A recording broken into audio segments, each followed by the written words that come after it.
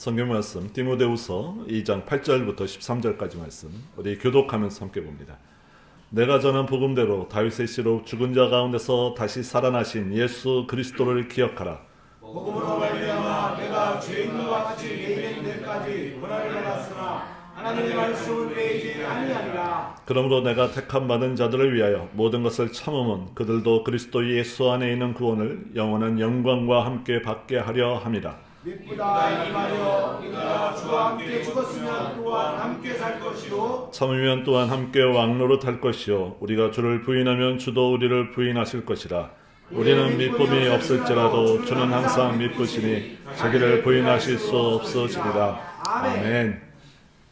죄인의 신분으로 의인의 하나님의 역할을 우리에게 감당하게 부여하셨습니다. 정확히 말하면 의인의 신분으로 죄인의 수준인 우리의 신앙을 하나님께서 하나님이 원하시는 신앙의 수준까지 이 땅에 살아가면서 연마하고 단련해야 됩니다. 우리의 신분은 의인입니다. 그러나 수준은 죄인이죠. 그래서 이 신분과 그리고 우리의 수준의 차를 좁혀가면서 가는 신앙의 여정, 우리를 이 땅에 살아가면서 이러한 과정을 성화라고 합니다. 그리고 이러한 성화의 과정 가운데 분명히 우리에게 좋은 모델이 하나 있습니다. 바로 그리스도 예수를 닮아가는 것입니다. 근데 그리스도 예수를 닮아간다는 것은 굉장히 어려운 일입니다. 완전한 신이시며 완전한 인간이신 그 예수 그리스도를 닮아간다는 것은 어쩌면 불가능해 보이기도 합니다. 그래서 사도 바울은 거기에 한 징검다리를 놓아서 내가 그리스도를 본받는 자 된 것 같이 너희는 나를 본받는 자 되라 라고 고린도전서 11장 1절에서 우리에게 부탁하고 있습니다. 예수 그리스도를 본받는데 내가 예수 그리스도를 본받아서 내가 가고 있다. 그러니 너희는 나를 본받는 자 되어라. 그래서 사도 바울의 삶을 우리가 쫓아가다 보면 우리가 예수 그리스도를 닮아가고 있는 모습이 될 것이다 라는 분명한 선언이기도 합니다. 교회에 좋은 신앙의 모델들이 바로 이런 사도 바울 같은 모델이 되어야 됩니다. 좋은 장로님을 쫓아가다 보면 예수님 닮아 있고 좋은 권사님 쫓아가다 보면 예수님 닮아 있는 모습, 이게 바로 아름다운 교회의 모습들이어야 할 것입니다. 사도 바울이 내가 그리스도를 본받는 자 된 것 같이 너희는 나를 본받는 자 되어라 라고 부탁하고 있을 때 과연 이것들은 모든 상황에 적용될 일인가? 사도 바울은 지금 옥중에 매여 있습니다.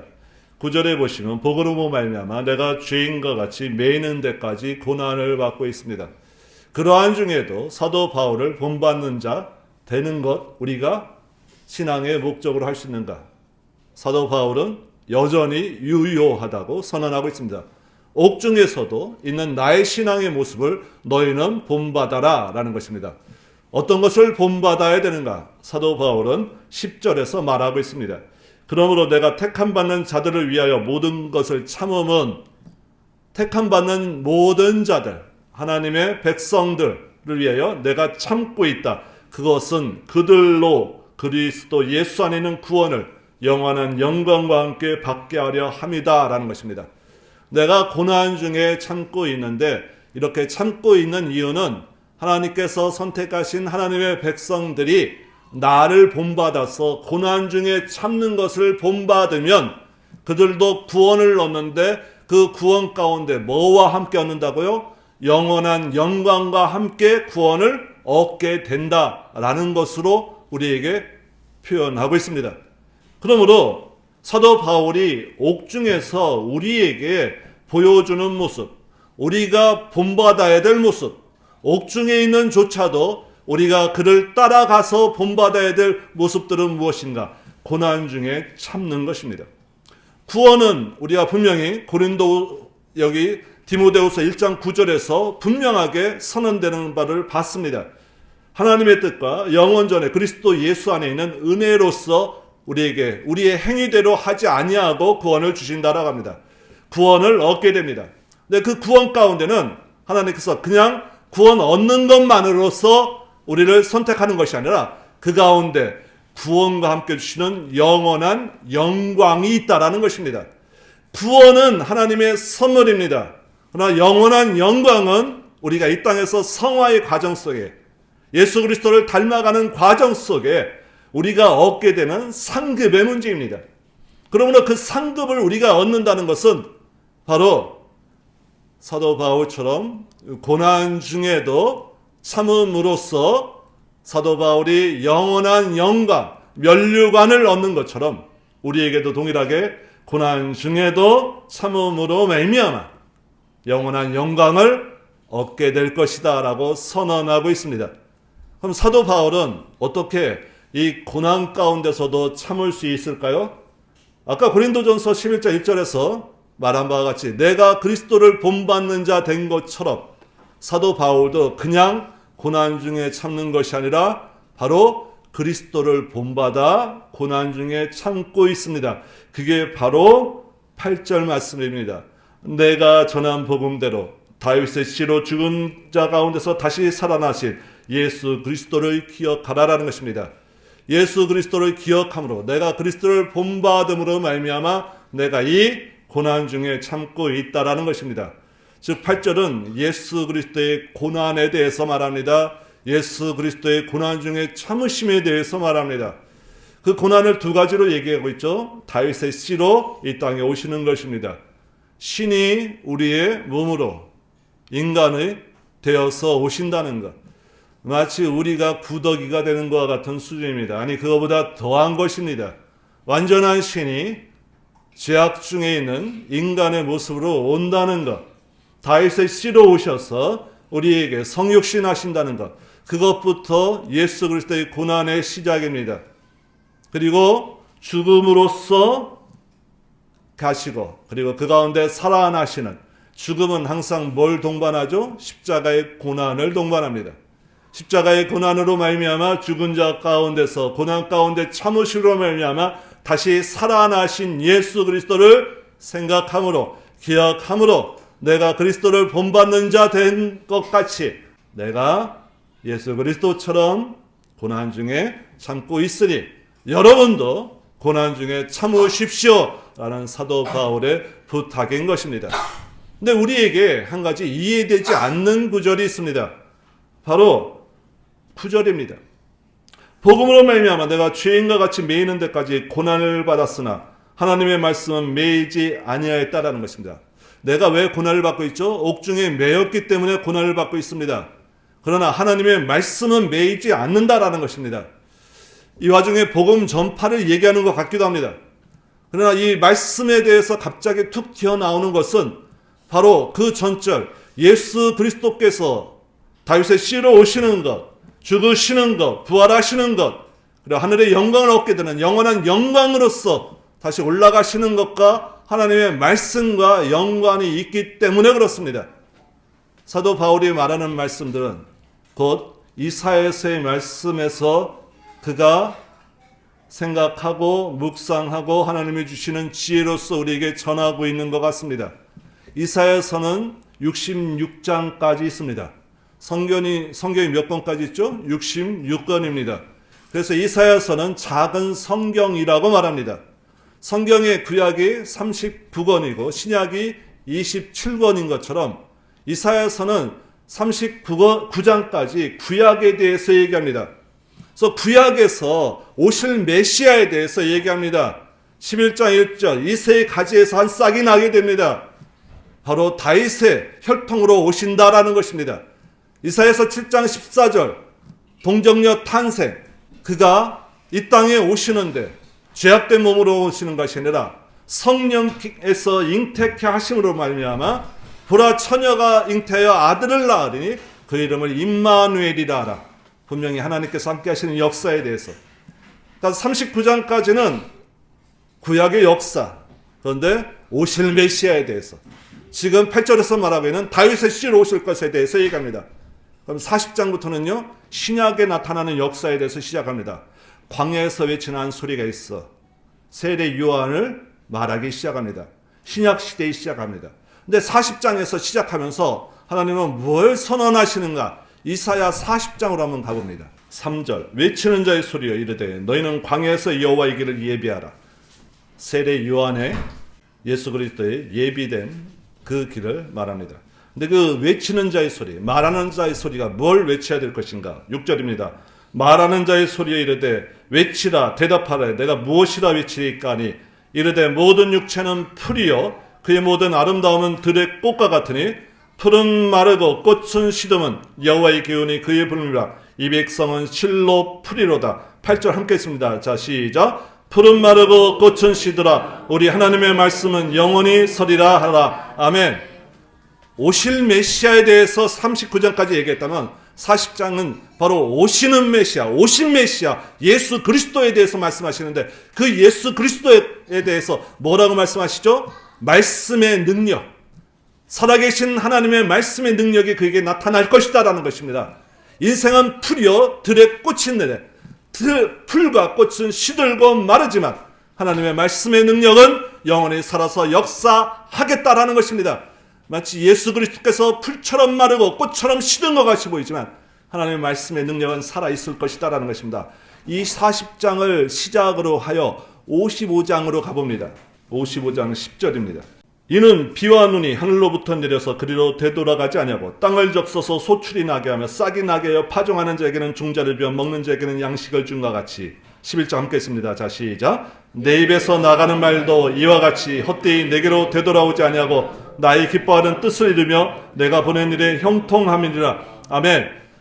이사야서 40장은 말씀의 능력으로서 메시아에게 임할 것이다 라는 것입니다. 이사야서 55장은요 하나님의 말이 마치 비와 같이 이 땅에 내려서 그냥 허투루 되돌아가는 것이 아니라 종자를 주고 싹을 틔우고 열매를 하는 것처럼 하나님의 말씀은 비처럼 쏟아져서 여러분들 마음속에 심령 속에 싹을 돋게 하고 열매 맺게 하고 하나님의 능력의 말씀이 풍성하게 일어나는 하나님의 말씀 가운데로 그 메시아가 우리를 인도하실 것이다 라는 것입니다.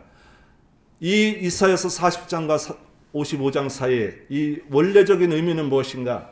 너희가 바벨론 포로로 잡혀가지만 그곳에서 너희 인생은 풀과 같이 마를 것이고 꽃자같이 시들 것 같이 보이지만 나는 살아서 말씀으로 역사하실 것이다 라는 약속의 말씀입니다.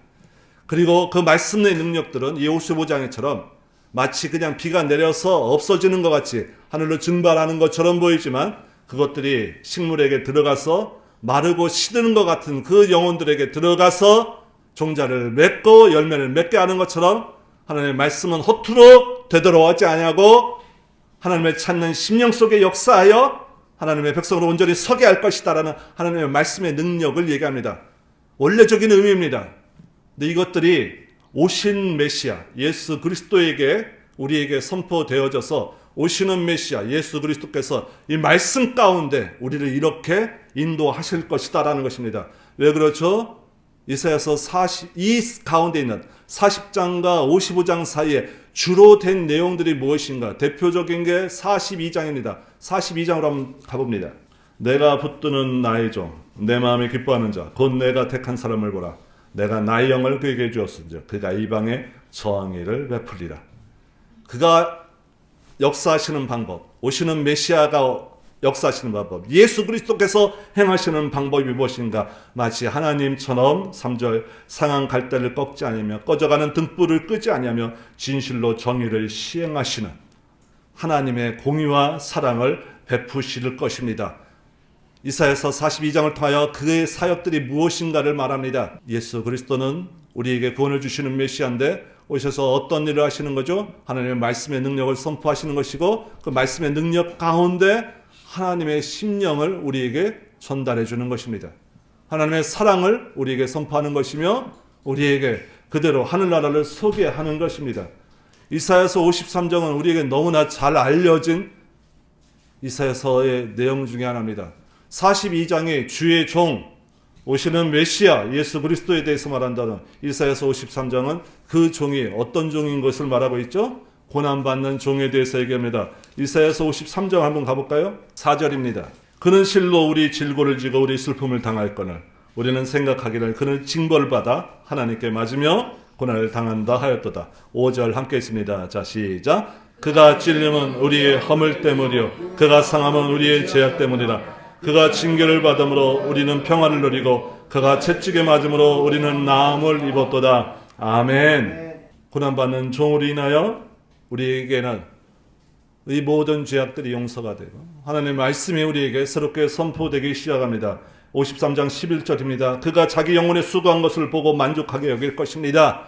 예수 그리스도께서 수고함으로 말미암아 많은 의로운 자들이 하나님께 되돌아오는 것을 보심으로 말미암아 그걸 보시고 만족하게 여기실 것입니다. 나의 의로운 적이 자기 지식으로 많은 사람을 의롭게 하며 또 그들의 죄악을 친히 담당하리로다.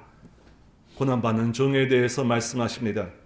예수 그리스도께서 다윗의 씨로 오심으로 말미암아 구약의 예언들이 성취되어 갑니다. 죽으심으로 말미암아 십자가에 달리심으로 말미암아 이사야서 53장의 예언들이 성취됩니다. 다시 살아나심으로 말미암아 하늘로 올라가심으로 말미암아 53장 11절에 있는 내용, 그가 자기 지식으로 한 모든 일을 대해서 기뻐하게 여기고 하나님께 영광 돌리는 일이 선포됩니다.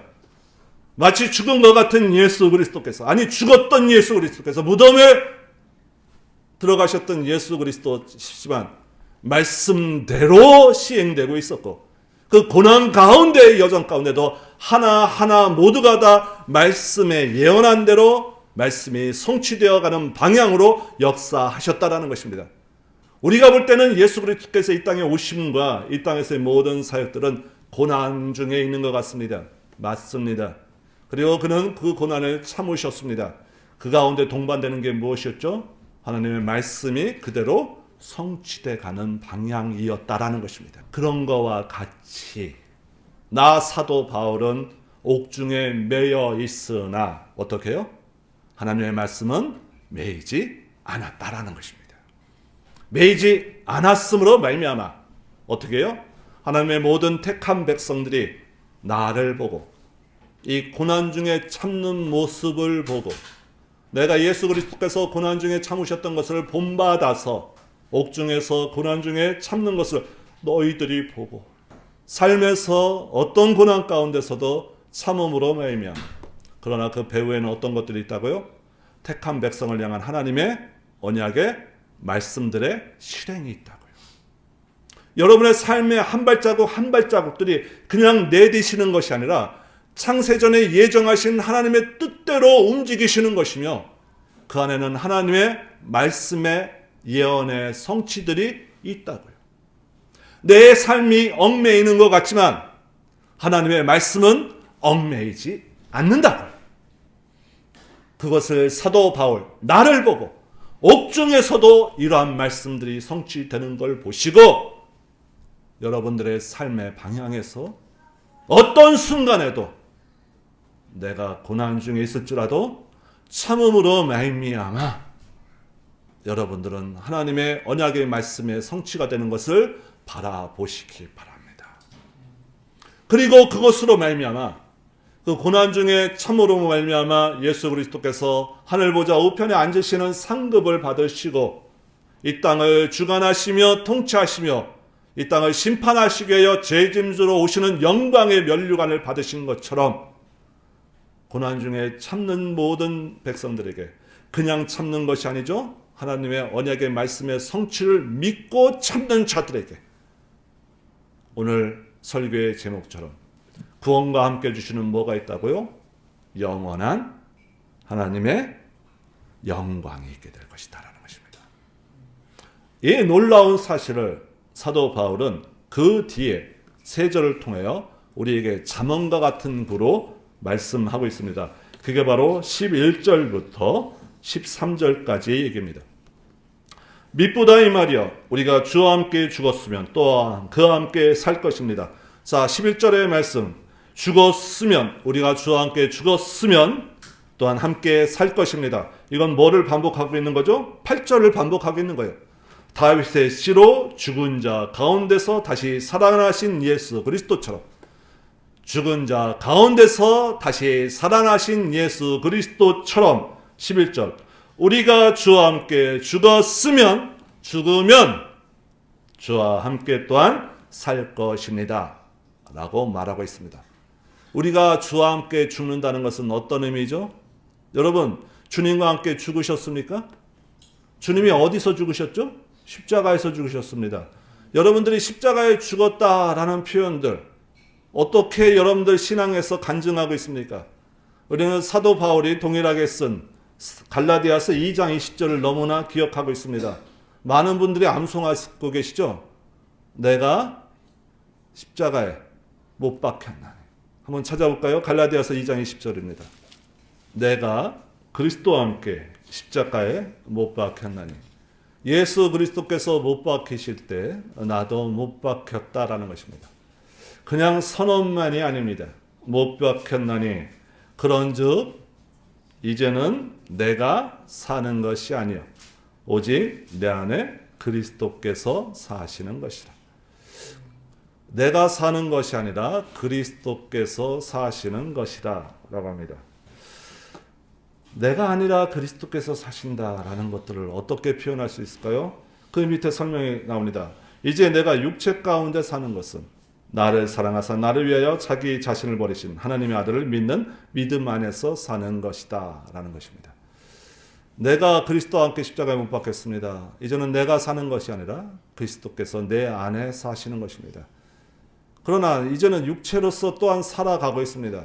그 육체로 살아간다는 것은 이제는 여기 맨 밑에 있는 하나님의 아들을 믿는 믿음 안에서 살아가는 것입니다. 십자가에 못 박혀서 내가 죽는다는 것은 결국 무엇이죠? 그리스도께서 사시는 것입니다. 그리스도께서 사신다는 것은 무엇이죠? 내가 그를 믿는 믿음 안에서 산다는 것입니다. 요즘 자율주행 차들이 많이 나오고 있습니다. 차가 가는 것 같습니다. 내가 아무것도 안 합니다. 그러나 그것이 안전하게 나를 이끌어 갑니다.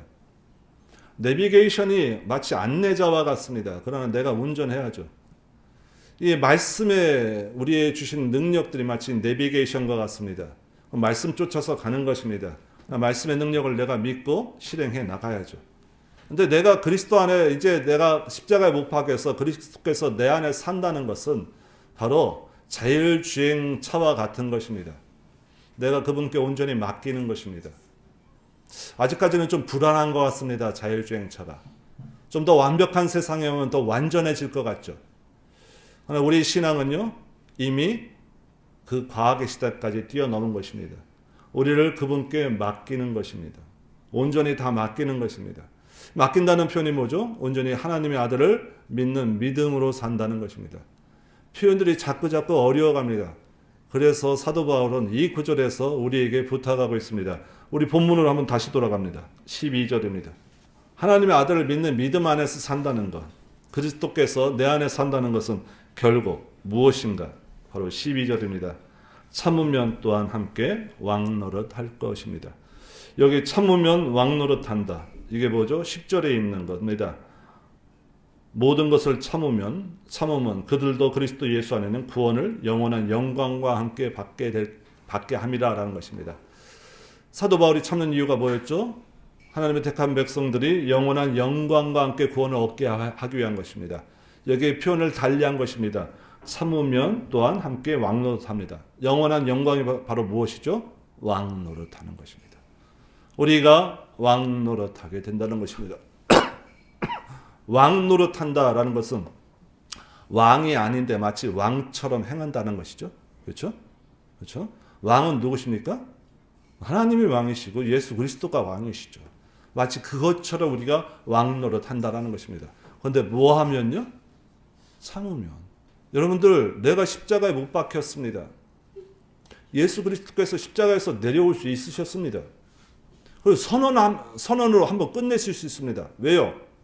하나님도 말씀으로서 세상을 다 창조하셨는데요.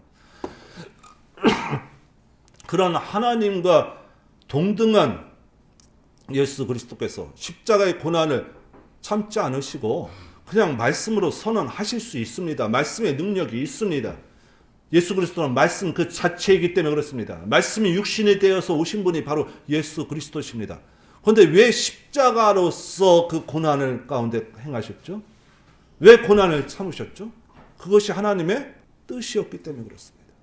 죄악된 백성을 구원하는 하나님의 뜻, 바로 제사에 필요한, 제사에서 나오는 피가 필요했고 단번에 하나님께 올려지는 예수 그리스도의 십자가의 피가 필요했기 때문에 십자가의 길을 하나님께서 원하셨기 때문에 예수님은 말씀으로서만 선언하지 아니하고 하나님의 뜻이었기 때문에 십자가의 길에 고난을 어떻게 했죠? 참으셨습니다. 그런 것과 같이 우리도 어떻게 해요? 예수 그리스도와 같이 참으면 예수님처럼 왕 노릇한다라는 것입니다. 내가 육체 가운데 살아가지 아니하고 예수 그리스도께서 내 안에서 사신 것처럼 내가 그 아들을 믿는 믿음 안에서 산다는 것의 고백은 무엇입니까? 예수 그리스도처럼 십자가의 길, 고난의 길을 가는 것이죠. 그리고 그 고난의 길에서 어떻게 해요? 못 찾겠네, 힘드네, 불평불만이 아니죠? 참고 이겨내야 되는 것입니다.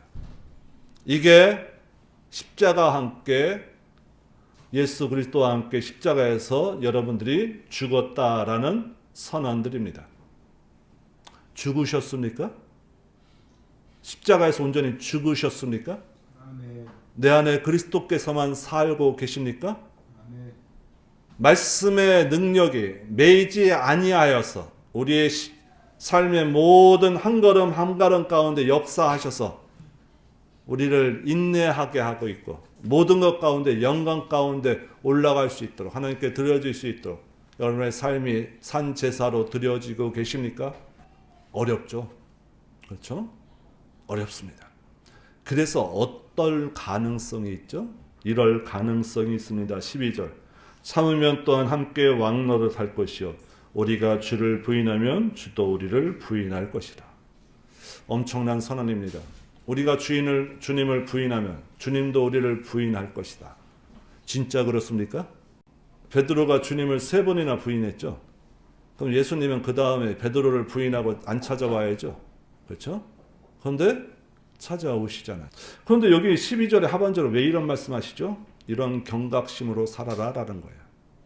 우리가 주를 부인하면 주도 우리를 부인할 수 있으시. 이런 두렵고 떨림으로써 우리의 고난 가운데 참음으로 나가라라는 것입니다.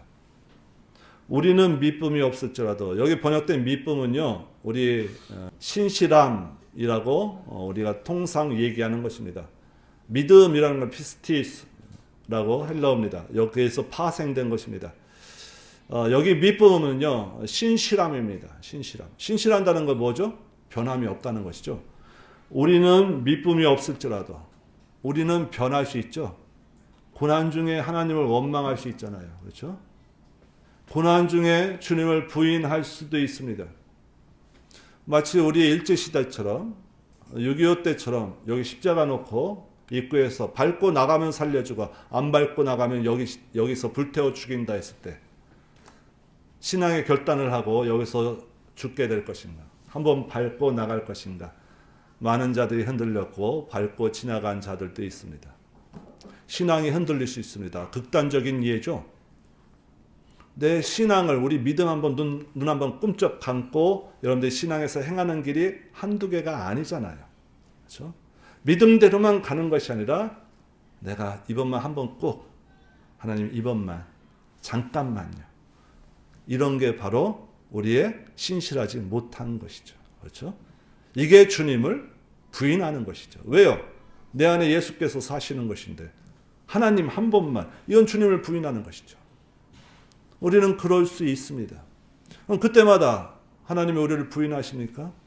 우리는 미쁨이 없을지라도 그러할지라도 13절 주는 항상 미쁘시니 주님은 언제나 신실하시니 자기를 부인하실 수 없으시리라.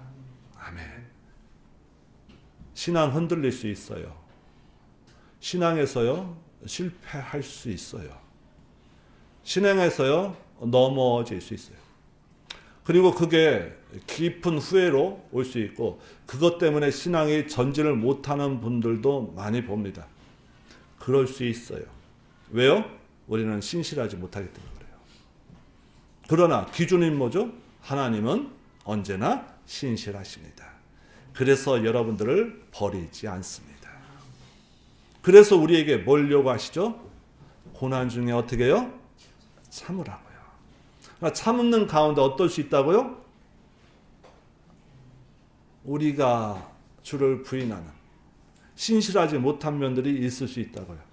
그래도 그것 때문에 뭐라고요? 거기서 넘어지고 거기서 좌절하고 하지 말라고. 왜요?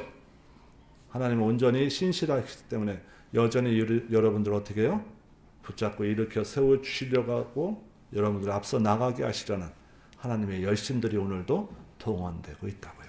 아멘. 우리의 삶 속에서 언제나 하나님은 이렇게 역사하십니다. 그리고 그 시험 가운데서도 온전히 우리를 도와주고 계십니다. 한 구절만 찾아보고 마칩니다. 너무나 유명한 구절 고린도전서 10장 13절입니다. 사람이 감당할 시험 밖에는 너희가 당한 것이 없나니 오직 하나님은 미쁘사 너희가 감당하지 못할 시험 당함을 허락하지 아니하시고 시험 당할 자함에 또한 피할 길을 내사 너희로 능히 감당하게 하시니라. 아멘. 믿으십니까? 아멘. 이게 삶 속에서 어떻게 나타나느냐? 14절 그런즉 내 사랑하는 자들아 우상 숭배하는 일을 피하라. 삶에서 직접 연관되는 일로 나온다고요. 우상 숭배하는 일 절대 그럴 수 없습니다 라고 할 수 있죠. 그러나 이때 고린도 교회들은 많이 흔들렸다고요. 감당할 시험입니다. 참고 인내하셔야 됩니다. 그리고 그것 가운데 하나님께서 우리에게 말씀의 능력이 항상 역사하신다는 사실을 잊지 마시기 바랍니다. 고난 가운데 있어도 하나님의 말씀의 능력이 역사하시는 것이고 참고 인내하는 중에도 하나님의 말씀의 능력이 역사하시는 것이고 그리고 우상 숭배하는 일을 피하라 라고 명하시는 것처럼 이것들이 감당할 시험입니다. 감당해야죠. 그리고 피할 길을 내사 하나님이 능히 이것들을 이기게 하시는 하나님의 여러분들을 향한 인도하심들이 삶에 넘쳐나고 있음을 항상 고백하시기 바랍니다. 일주일 동안의 삶이 그렇게 이어져 왔고 또 앞으로의 삶도 하나님이 이렇게 이끌어 가실 것입니다. 왜요? 우리의 신앙은 내가 기준이 아닙니다. 나는 미쁘지 못할지라도 우리는 신실하지 못할지라도 하나님은 온전히 신실하시기 때문에 주는 변하지 않을 것이기 때문입니다. 거기까지 우리를 이끌어 가시는 그 하나님을 찬양함으로 말미암아 앞으로 일주일 동안의 삶도 하나님께 영광 돌리시기를 하나님을 영화롭게 하시기를 온전히 하나님만을 즐거워하시기를 주의 이름으로 부탁드립니다. 함께 기도합니다. 하나님 아버지 우리를 택정하시고 기억한 바 되어서 부르심에 하나님의 은혜와 뜻을 주셔서 온전한 하나님의 백성으로서 우리를 인도해 주심에 참으로 감사합니다. 이 신앙의 여정 가운데 예수 그리스도를 닮아가는 우리의 신앙의 모습이 참고 인내하며 고난 중에 하나님만을 바라봐야 되는데 우리는 항상 신실하지 못하여 넘어질 수 있고 또한 그 가운데 무기력해질 수 있는 우리 신앙의 연약함을 또한 고백합니다. 하나님 이때마다 하나님께서 우리의 말씀의 능력으로서 우리를 기억한 바 되게 하시고 예수를 깊이 생각함으로 말미암아 예수 그리스도를 통하여 온전히 하나님께 드려진 하나님의 백성임을 기억하여서 어떠한 중에도 하나님을 향한 그 신앙의 발걸음 굽히지 않고 하나님께서 원하시는 그곳에서 하나님께만 영광 돌리며 나갈 수 있는 하나님의 인도하심을 우리 모두에게 허락하여 주시옵소서. 하나님의 신실하심을 믿고 나갈 때마다 온전한 우리 믿음들이 주께 연락되기를 원하오며 예수님의 이름으로 기도드리옵나이다. 아멘.